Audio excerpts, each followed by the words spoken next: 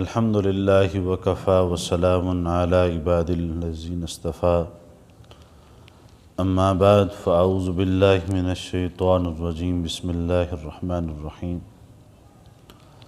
وَيَعْبُدُونَ مِن دُونِ اللَّهِ مَا لَا يَضُرُّهُمْ وَلَا يَنْفَعُهُمْ وَيَقُولُونَ هَؤُلَاءِ شُفَعَاؤُنَا عِندَ اللَّهِ قال في مقام آخر إن الله وملائكته يصلون على النبي يا أيها الذين آمنوا صلوا عليه وسلموا تسلیما۔ پیار محبت کے ساتھ اللہم صلی علی سیدنا و مولانا محمد وعلی آل محمد کما صلیت علی ابراہیم وعلی آل ابراہیم انک حمید مجید۔ اللہم بارک علی محمد وعلی آل محمد کما بارکت علی ابراہیم وعلی آل ابراہیم انک حمید مجید۔ اللہم رب اشرح لی صدری ویسر لی امری واحلل عقدۃ من لسانی یفقہوا قولی۔ سبحانک لا علم لنا الا ما علمتنا انک انت العلیم الحکیم۔ میرے انتہائی قابل صد اکرام و تکریم بزرگوں اور عزیز نوجوان ساتھیوں، السلام علیکم ورحمۃ اللہ وبرکاتہ۔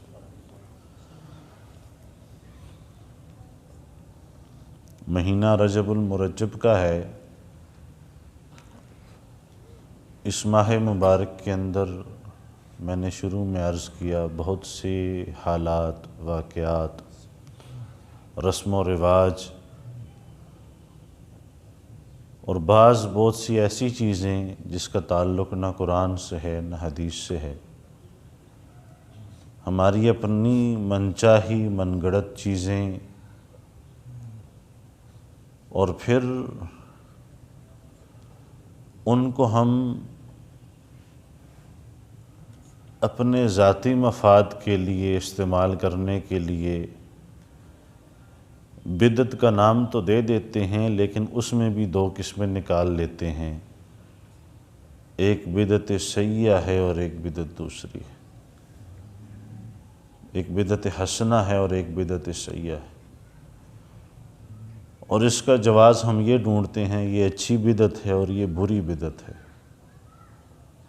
حالانکہ حدیث شریف کے اندر آیا ہے کہ کل بدعت ضلالہ، دین کے اندر کوئی بھی نئی چیز شروع کریں گے کہ جس کا تعلق دین کے ساتھ، قرآن کے ساتھ، رسول اللہ صلی اللہ علیہ وسلم کی حیات طیبہ کے ساتھ نہیں ہے، تو سمجھیں وہ ضلالت اور گمراہی ہی ہے، چاہے کوئی بھی کرے۔ اور سب سے پہلے میں اپنے آپ سے شروع کروں کہ میں کروں تب بھی گمراہی ہے، کوئی اور کرے تب بھی گمراہی،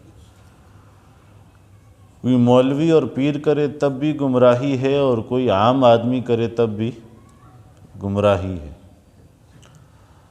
ہم اکثر اپنے لیے پیمانہ تبدیل کر لیتے ہیں، اور اس پیمانے کو تبدیل کرنے کے ساتھ ہی ہم احکامات کا رخ اپنے مخالف سمت کے اندر تو موڑ لیتے ہیں، لیکن اگر وہی چیز مڑ کر اور واپس اپنی طرف لوٹ رہی ہو تو ہم کہتے ہیں نہیں یہ ویسا نہیں ہے، یہ ایسا ہے۔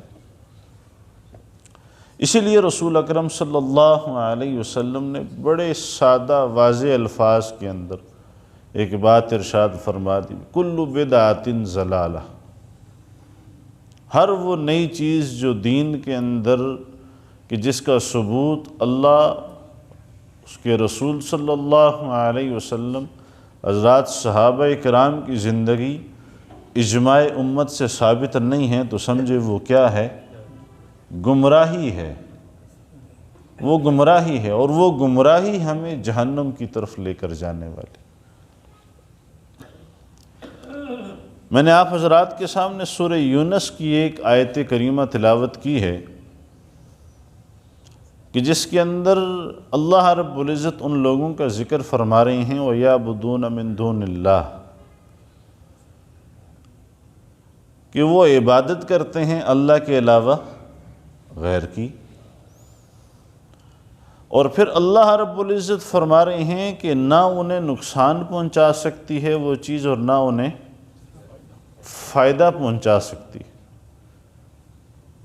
سیدنا ابراہیم علیہ السلام بھی جب وہ خانے کے اندر گئے اور کہا بھی کھاؤ کھاتے کیوں نہیں، بولو بولتے کیوں نہیں، کھاؤ نہ تمہارے سامنے یہ میوے پڑے ہیں اور معاملات پڑے ہیں، کھاؤ.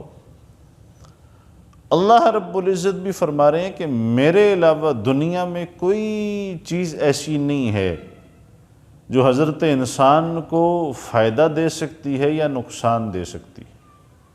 اللہ فرماتے ہیں نفع بھی میں ہی دیتا ہوں، اور اگر ان کی قسمت میں نقصان کا لکھا ہے تو وہ بھی میری طرف سے ہی ہے، کوئی اور چیز دے سکتی نہیں ہے. اور پھر اگلی بات وَيَقُولُونَ هَؤُلَاءِ شَفَعَاؤُنَا عِندَ اللَّهِ، آگے سے تعویل یہ گھڑی جاتی ہے کہ یہ لوگ جن سے ہم مانگ رہے ہیں، جن کو ہم وسیلہ بنا رہے ہیں، جو قبریں ہیں، بت ہیں، دیگر جتنی چیزیں ہیں، یہ اللہ رب العزت کے قریب ہمارے سفارشی ہیں. تعویل یہ گھڑی جاتی ہے، یہ کیا ہیں؟ سفارشی ہیں. سفارشی مختلف اقسام پر ہوتے ہیں. ہمارے ہاں جو معاملہ ہے وہ ہم اکثر و بیشتر یہ دیکھتے ہیں کہ ہماری ان کے آگے اور ان کی اللہ کے آگے. یہ سفارش غلط ہے. ہم ان سے مانگ رہے ہیں اور یہ اللہ سے مانگ رہے ہیں، یہ غلط ہے. سفارش اس انداز سے ہو سکتی ہے کہ یا میرے مولا جس طرح تو نے اپنے ان بندوں پر رحم فرمایا ہے مجھ پر بھی رحم فرما، جس طرح آپ نے انہیں نوازا ہے، انہیں بلندیاں عطا فرمائی ہیں، انہیں رفعتیں عطا فرمائی ہیں، انہیں مقام عطا فرمایا ہے، انہیں اپنا درد عطا فرمایا ہے، انہیں اپنے دین کا فہم اور سمجھ عطا فرمایا ہے. یا اللہ ہمیں بھی وہی چیز عطا فرما جو ان کو عطا فرمائی. جب وہ چیز مل جائے گی تو اللہ رب العزت کے ہاں مقبولیت کا وہی مقام ہوگا جو ان لوگوں کا تھا. ایسا نہیں ہے. حضرات انبیاء علیہ السلام سے لے کر آج تک جو اللہ رب العزت کے برگزیدہ اور مقرب لوگ ہیں، ان کی حیات طیبہ کا نچوڑ اور خلاصہ اٹھا کر دیکھ لیجئے، ان کی زندگیوں کا مطالعہ کیجئے. جب بھی کوئی ایسی بات ہوتی، جب بھی کہاں اللہ رب العزت کی شان نظر آتی، اللہ رب العزت کی بے نیازیاں نظر آتی، حکمتیں نظر آتی، قدرتیں نظر آتی، وہاں ان کے دل میں خیال یہی آتا یا میرے مولا یہاں مل سکتا ہے، یہاں دے سکتے ہیں، یہاں اگ سکتا ہے، یہاں پھل مل سکتا ہے، تو یا اللہ میں بھی تیرا بندہ ہوں، مجھے بھی تو دے دے. ابراہیم علیہ السلام ہیں، سفید ریشی کی عمر کے اندر بھی مانگ رہے اللہ سے ہی ہیں. حضرت زکریا ہیں، سفید ریش ہو گئے، اور حضرت مریم علیہ السلام کے اس پھل کو دیکھ کر یا اللہ تو مریم کو بے موسمہ پھل دے سکتا ہے تو مجھے بھی بے موسمی اولاد مل سکتی ہے. اسی طرح دیگر انبیاء علیہ السلام، اسی طرح حضرات صحابہ اکرام کی زندگی کے اندر مثالیں موجود بھری پڑی ہیں. اللہ اکبر. ایک بات بڑی عجیب یاد آئی. اما عائشہ صدیقہ رضی اللہ تعالی عنہا اپنے حجرے مبارک کے اندر بیٹھی ہیں، کچھ بچے کھیلتے ہوئے آئے، اور ایک بچہ بڑا خوبصورت پیارا اماں نے اسے اٹھایا اور اپنی جھولی کے اندر بٹھا لیا، اسے لاڈ کرنے لگیں۔ اللہ اکبر! سامنے امام الانبیاء سرکار دو جہاں محمد الرسول اللہ صلی اللہ علیہ وسلم یہ منظر دیکھ رہے تھے، سمجھ گئے عائشہ کیا کہنا چاہتی، سمجھ گئے عائشہ، میری عائشہ کیا کہنا چاہتی ہے۔ فرمایا عائشہ جو چیز تم مجھ سے طلب کرنا چاہتی ہے اس چیز کے خزانے میرے رب کے پاس ہیں۔ سمجھ گئے اماں عائشہ جو چاہتی ہیں اولاد، ہیں جی، کوئی بچہ ہو جائے، کس کی خواہش نہیں ہے، لیکن امام الانبیاء سرکار دو جہاں محمد الرسول اللہ صلی اللہ علیہ وسلم فرما رہے ہیں عائشہ میں تیری بات کا، تیری اس حرکت کا مدعا سمجھ گیا ہوں، لیکن اولاد کے خزانے کس کے پاس ہیں؟ جی ہائے ہائے! مانگنے والی عائشہ ہو، ہیں جی، کہ جس کو ریشم کے کپڑے پر شبیہ لا کر سیدنا جبریل امین نے دکھائی ہو، آقا یہ آپ کی وہ بیوی ہیں جن کے ساتھ اللہ رب العزت نے آپ کا نکاح آسمانوں پہ فرما دیا،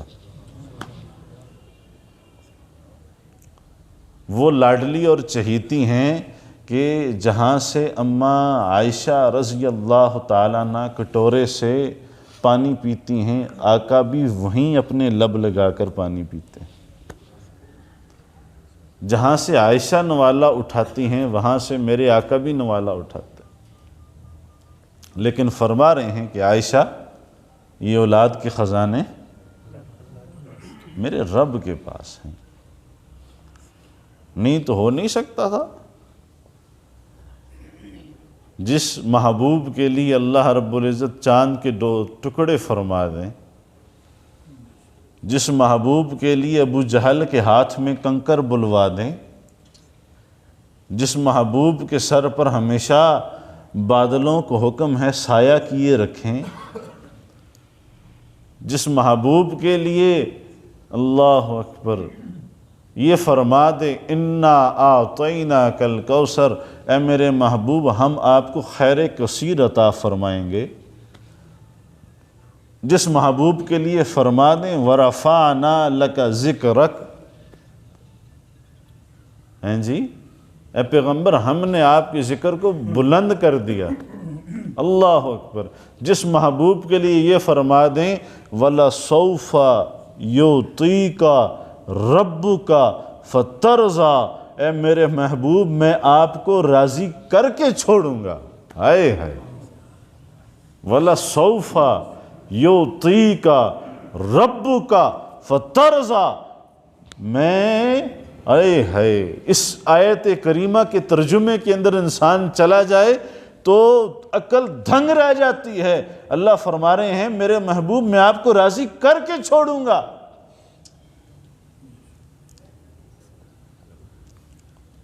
وہ فرمائیں، وہ عرض کریں تو بات نہیں بنے، نہیں، لیکن امت کو سبق دینا ہے، سمجھانا ہے۔ حضرت عبداللہ ابن ام مکتوم رضی اللہ تعالیٰ نابینا صحابی آئے اور آ کر آقا کریم صلی اللہ علیہ وسلم قریش کے بڑے سرداروں کو دعوت دے رہے ہیں، تو آپ کو کچھ ناگوار گزرا بھی یہ تو میرا صحابی ہے، یہ مجھ سے یہ بات بعد میں بھی پوچھ سکتا ہے،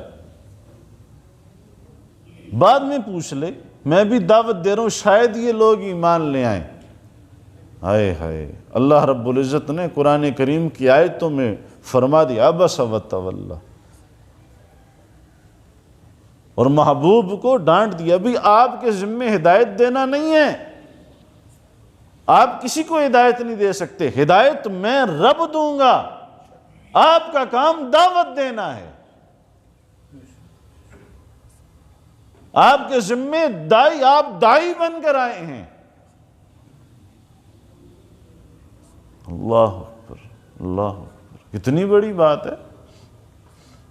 تو میرے دوستو، یہ بدعت ہے، گمراہی ہے، چاہے چھوٹی ہے یا بڑی ہے، چاہے حسنہ ہے چاہے سیئہ ہے، یہ گمراہی ہے۔ آج ہم کہہ رہے ہیں یہ فلاں اچھی بدعت ہے، فلاں بری بدعت ہے، فلاں یہ ہے، فلاں وہ، نہیں، کوئی بھی بدعت ہے وہ گمراہی۔ دین کے اندر کوئی نیا عمل ایسا داخل کرنا کہ جس کا ثبوت رسول اللہ صلی اللہ علیہ وسلم، حضرات صحابہ، اجماع اور قیاس سے ثابت نہ ہو، سمجھو بدعت۔ اپنی مرضی سے کوئی چیز نہیں شامل کرنی۔ اب ویسے انسان یہ کہے کہ صبح فجر کی رکعتیں 2 ہیں، وقت بھی ہوتا ہے، انسان فریش بھی ہوتا ہے، رات کو تھکا ہوا ہوتا ہے، سارے دن کے کام ہوتے ہیں، رات والی جو رکھتے ہیں صبح میں ہو جائیں تو کتنا مزہ ہو، ہیں جی؟ صبح فریش ہے نا، بھی وتر بھی جو ہے ایسے ہو جائیں، دیگر معاملات بھی ہو جائیں، سب کچھ ہو جائے، ٹھیک ہے؟ بھی صبح فریش ہیں، رات کو تھکے ہوئے ہیں، تو وہ رات کی نماز صبح فجر میں پڑھ لے تو ہو جائے گی، ہیں جی؟ صبح 4 ہی پڑھنی ہے، 2 سنت اور 2 فرض۔ رات کو 4 فرض ہیں، 2 سنتے ہیں، 3 وتر ہیں، 2 نفل ہیں جی؟ پڑھنی۔ تو میرے بھائیو، دوستو، عزیزو، یہ چیز ہے، اس کو ہم نے سمجھنا۔ دوسرا، اس ماہ مبارک کے اندر 2 چیزیں ہیں۔ ایک تو شب معراج ہے۔ قرآن کریم کے اندر بڑے واضح طور پر اللہ رب العزت فرما رہے ہیں، سبحان الذی اسری بعبدہ لیلا من المسجد الحرام الی المسجد الاقصی۔ اور دوسرے نمبر پر ایک معاملہ ہے جو 22 رجب المرجب کا ہے۔ اس حوالے سے بڑی ہی کیا سرائیاں اور متضاد چیزیں اور متضاد معاملات اور بہت سی چیزیں من گڑت گڑی جاتی ہیں۔ شب معراج ہے،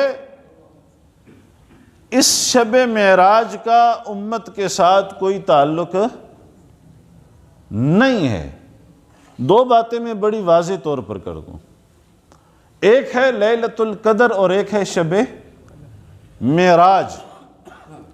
شب معراج وہ رات ہے کہ جس رات کے اندر آقا کریم صلی اللہ علیہ وسلم کو فضیلت دینا مقصود ہے،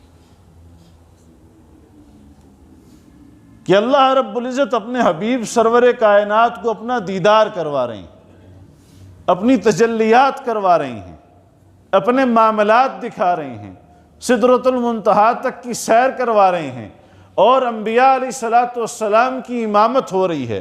یہ ساری کی ساری، انشاءاللہ اس پر تفصیلی بات بھی ہوگی، لیکن یہاں پر شب معراج میں اپنے محبوب کو عزت دی جا رہی ہے، اس کا مقام اور مرتبہ بڑا کیا جا رہا ہے۔ اور جو لیلۃ القدر ہے اس میں امت کی فضیلت بیان کی جا رہی ہے۔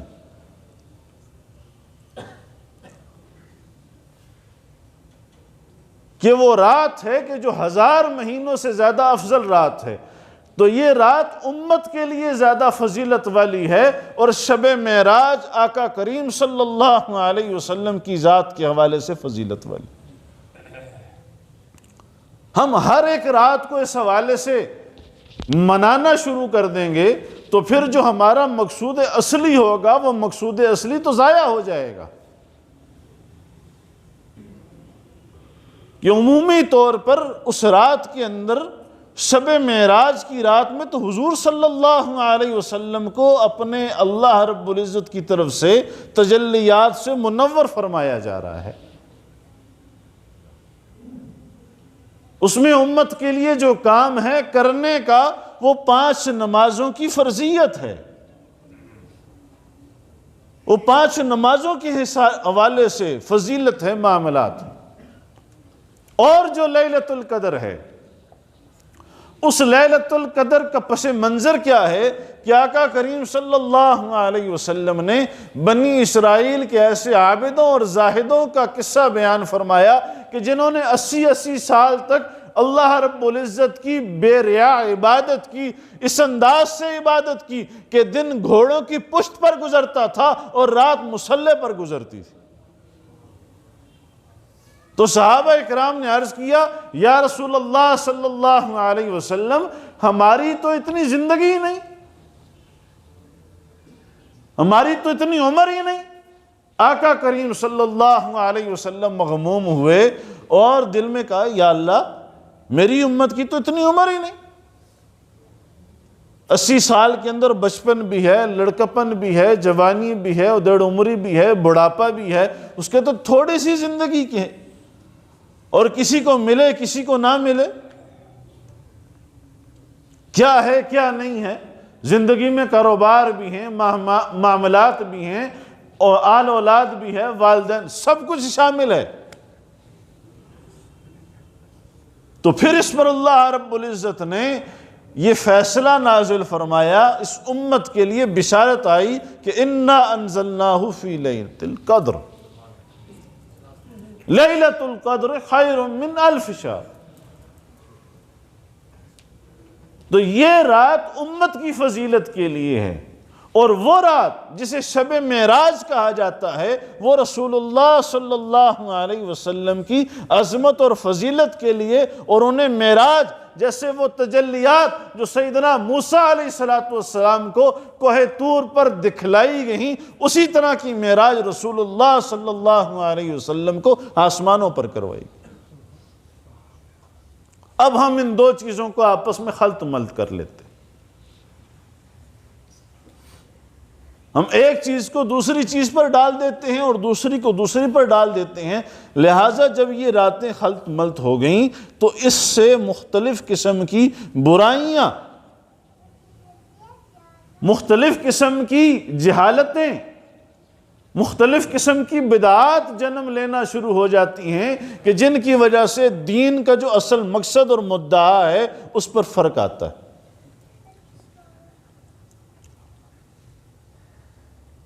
اب چراغاں ہو رہے ہیں، کھانے پک رہے ہیں، معاملات ہو رہے ہیں، یہ ہو رہے ہیں، جب ساری رات اس کے اندر مشغول ہو تو اللہ رب العزت کو راضی کرنے کے لیے وقت کہاں سے نکلے گا؟